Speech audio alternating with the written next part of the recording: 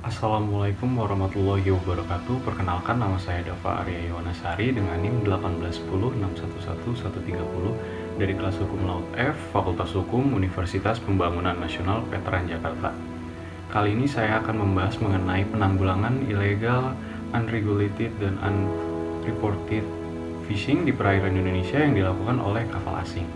Indonesia merupakan kepulauan yang terdiri dari 80% wilayah laut. Hal ini menjadi ancaman bagi Indonesia. Mengapa demikian? Karena berkaca dengan besarnya potensi wilayah laut yang kita miliki, hal ini menjadi sasaran empuk bagi pihak-pihak yang tidak bertanggung jawab untuk mengambil hasil laut Indonesia yang biasa kita sebut dengan illegal fishing.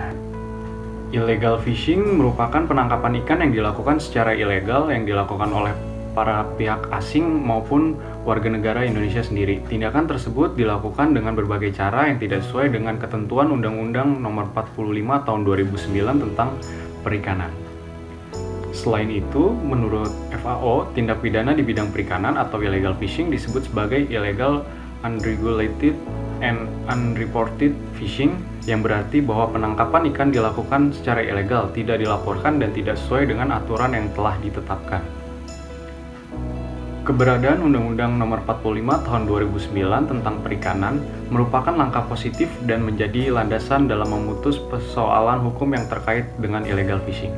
UU Perikanan tersebut mengadopsi beberapa ketentuan hukum internasional tentang kelautan yang salah satunya adalah Konvensi Perserikatan Bangsa-Bangsa tentang Hukum Laut atau biasa disebut sebagai UNCLOS 1982.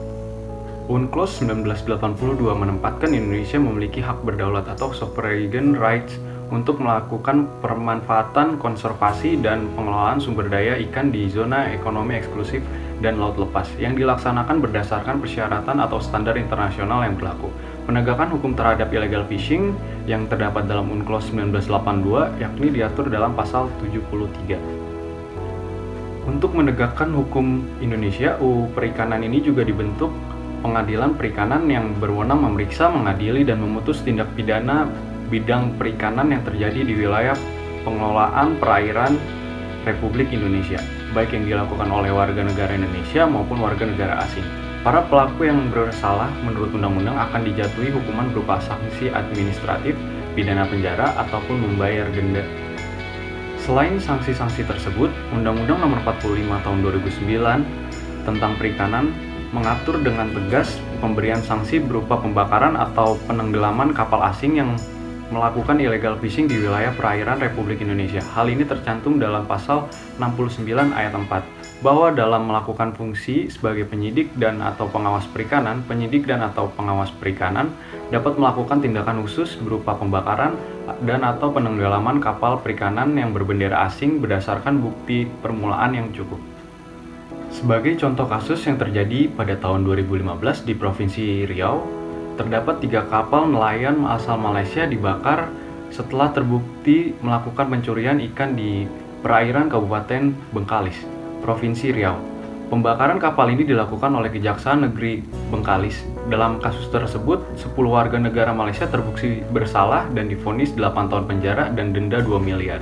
Majelis Hakim memerintahkan barang bukti berupa kapal dan jaring untuk dimusnahkan.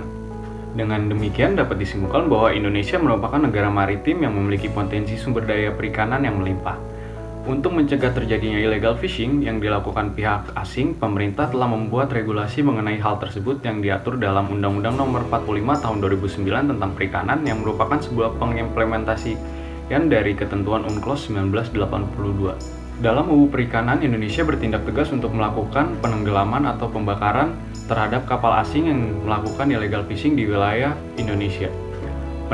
Penenggelaman kapal asing tidak bertentangan dengan ketentuan UNCLOS 1982 karena subjek yang dilindungi dalam pasal 73 ayat 3 UNCLOS 1982 adalah manusia, bukan kapal, di mana orang dapat didenda atau dideportasi tanpa dipenjara, sementara kapal dapat disita atau bahkan ditenggelamkan oleh pemerintah Indonesia.